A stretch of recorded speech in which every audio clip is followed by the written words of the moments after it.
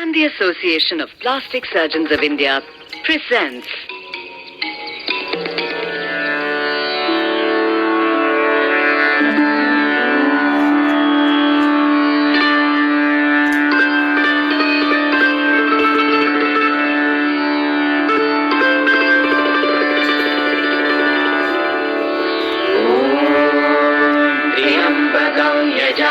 Varanasi, the city of God and lights, the beating heart of the Hindu, Jain and Buddhist universe, and one of the oldest living cities of the world.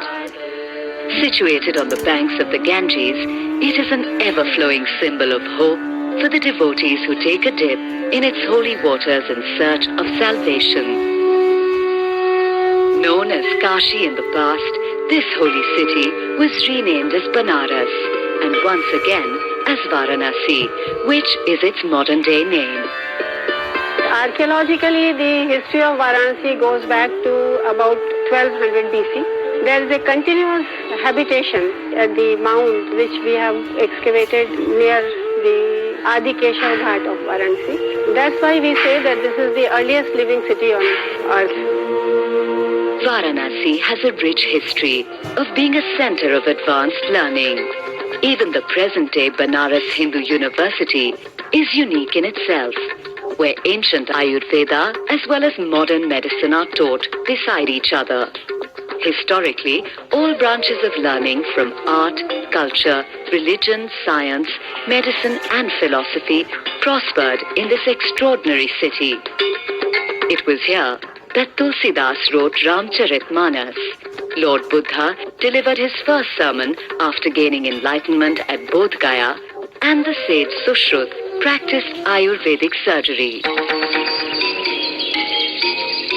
Amongst Varanasi's many contributions to the world of science, Ayurveda is possibly the best known. The four main Vedas of Hindu mythology are the Rig Veda, the Yajur Veda, the Sam Veda, and the Atharva Veda. Ayurveda, or the knowledge of life, is an evolution of the Atharva Veda and is a system of traditional medicine originating in the Indian subcontinent. In Ayurveda, principles of the universe such as fire, earth, water, space, and air come together to make three different types of bioenergies, or doshas, which constitute the human body. When any of the three doshas of Vat, Pitta, Kapha accumulate in the body beyond a desirable limit, the body loses its balance. Ayurveda itself dates back to the Vedic age, which spans from 1500 BC to 600 BC. It was divided into 8 branches, dealing with topics ranging from internal medicine and psychiatry to toxicology and surgery.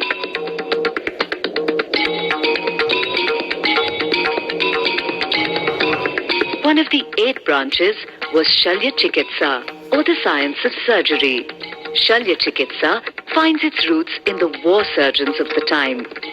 Shalya, which means foreign object, usually referred to broken arrowheads embedded in the warrior's body. So literally translated, Shalya Chikitsa means the removal of foreign objects from the body. Sushrut was not only a practitioner of surgery, but a teacher of it as well. The credit for using Ayurveda to combat mortal suffering goes to Lord Dhanvantri, who was reincarnated as King Devodas of Varanasi. 2 influential works on traditional medicine from that time are the Charak Samhita from the School of General Medicine and the Sushrut Samhita from the School of Surgery. The Sushrut Samhita was a compilation of the learnings of sage Sushrut. He learnt the basics of Ayurveda from King Devodas and laid the foundation of Vedic medical technique for surgery in the form of this Sanskrit manuscript on Ayurvedic medicine. Sushrut described 8 different types of surgical interventions. Bhedan, which means incision, Chedan or excision, Vyadhan refers to puncturing, Lekhan, which is scraping, Eshan, that is probing, Aharan, or extraction, Visravan, which means draining, and Sivan, which is stitching or suturing. Like the therapy, the instruments that Sushruta used were also heavily inspired by nature. Apart from metals, teeth, horn and wood were used extensively. The mouths of these appliances usually resembled those of different birds and animals that he observed.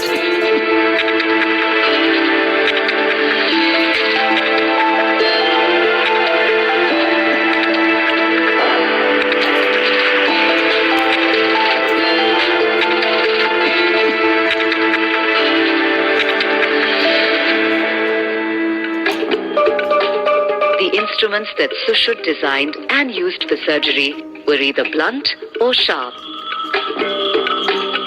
There were 20 different types of sharp instruments and 101 different blunt instruments.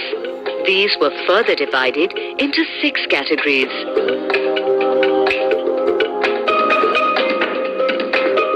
What is truly astounding is that today's lion jawbone holding forceps, commonly used in orthopedic surgical procedures around the world, seems to have directly evolved from Sushruta's Singhamukh Yantra of 600 BC. It is an accepted fact that ancient Indian metallurgy was extremely advanced. Objects recovered from excavation sites at Rajghat on the southern outskirts of Varanasi prove that iron was being widely used in the Vedic era. The resident Agarya community, even today, uses the rich iron ore deposits in the nearby Vindhyan ranges to smelt iron. Given that steely iron objects dating to around 600 BC have been recovered, archaeologists confirm that Sushruta would have used instruments crafted from steel for surgical purposes.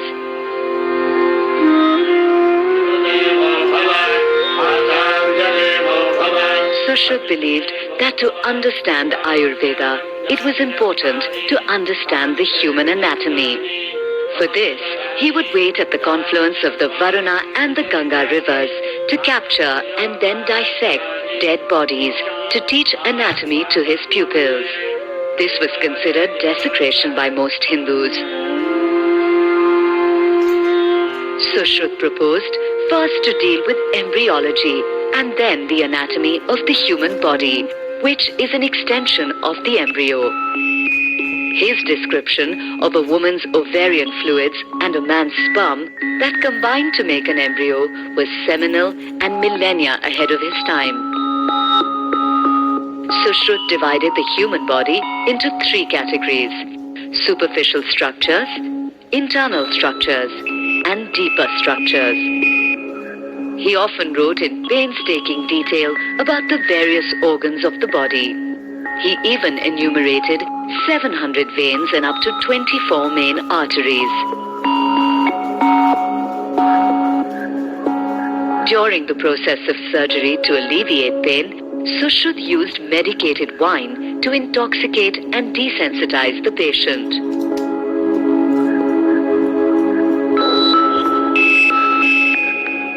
Most importantly, he recognized the use of drugs. Sushruta detailed and described about 650 different types of drugs, including 395 of plant origin, 57 substances of animal origin, and 64 mineral substances and metals. Sushruta's contribution to plastic surgery can be taken in 2 ways. One, his principles of plastic surgery, and second, his practices on plastic surgery. As a practice of surgery, he has done 15 different types of ear plasty, and he was the first to describe the pedicle flap for repair of damaged ear, and he also described plastic surgery of damaged nose as well as lip plasty also. His shloka on one of his principles is particularly pertinent, where he has written, "Plastic surgery is a relationship between flesh and blood, where if there is excess or lack of blood, the graft will not survive. This is remarkably similar to what Sir Harold Gillies wrote in the 20th century. Plastic surgery is a race between beauty and blood supply. Going above and beyond his role as a surgeon, he showed compassion towards those who suffered. He developed rhinoplasty to reconstruct noses for people who'd been deformed or had their nose amputated as a form of criminal punishment. He followed the technique of dissecting living skin from the cheek and grafting it onto the nose, which is the precursor to the subsequent Indian forehead flap rhinoplasty. His most astounding revelation about flaps comes in the form of his most sublime shloka, Sanubandhen Jivitaha, which when literally translated means, through continuity survives. It single-handedly established the principle of the need of a viable pedicle in continuity for the survival of the flap, which was 2 millennia before modern medicine enunciated it formally. Talking of the importance of hemostasis, he says, Dehasya rudhiram moolam rudhirenaiva dharate tasmad yatnena sangraksham raktam jeev iti sthiti. Blood is the origin of the body. The body totally depends upon it. Hence, every attempt must be made to preserve it. About the qualities of an incision, he writes, Tatrayato vishala sama suvibhakto nirashray iti vranaguna. These are the qualities of a good incision. It should be of adequate length, extensible, having regular and uniformly cut edges, having all the layers cleanly incised, and should be independent. These and many more shlokas are found in the Sushruta Samhita, which itself is divided into 2 parts. Both parts deal with different states of medicine.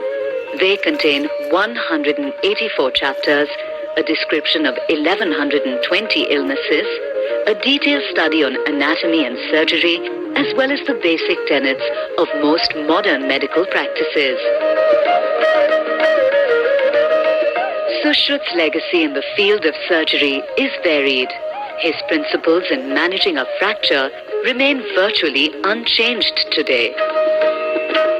The clinical descriptions as found in the old text of the Sushruta Samhita could well have been written in a modern medical text. He has described 60 different steps for managing a wounded trauma patient, and his practices and techniques of managing a variety of wounds are almost identical to modern-day practices. His writing clearly indicates that he was acutely aware of the need for wound management. Ath shalya mudhritya nirlohitam vranam kritva swedarham magni krit prabhratibhi samswedyavadadma pradidma sapir madhubhyam badhva chacharikam upadishet. After incision and removal of the cause of trouble, and having made the wound bloodless, instructions should be given regarding its further management.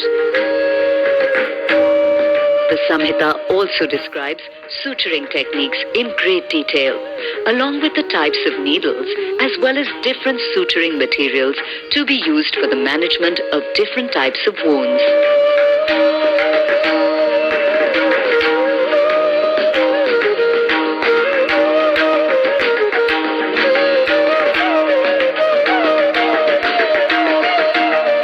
He also wrote extensively on how to manage post-trauma scars with a variety of pastes and oils.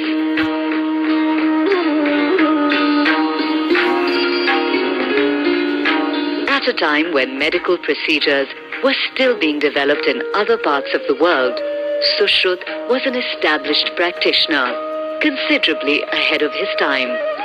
Translated versions of the Sushruta Samhita have been found in ancient Greece, Persia, and Arabia, which proves that the knowledge traveled westward across the oceans after he died.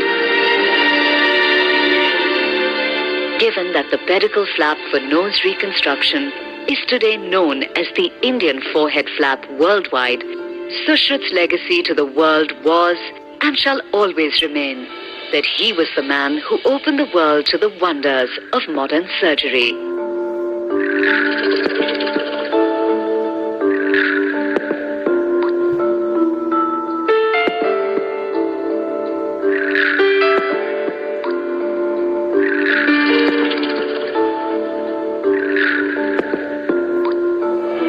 As surgeons operating in modern state-of-the-art theatres, it is sometimes very easy to forget the origins of our craft.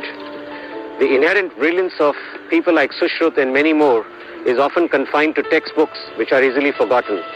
At Association of Plastic Surgeons of India, this is our tribute to a man who can arguably be called the father of surgery, and more specifically, plastic surgery. To give a different perspective to Sushruta's words, Sanu Bandhen Jivitaha, through the links of our past, form the lifeline of our future.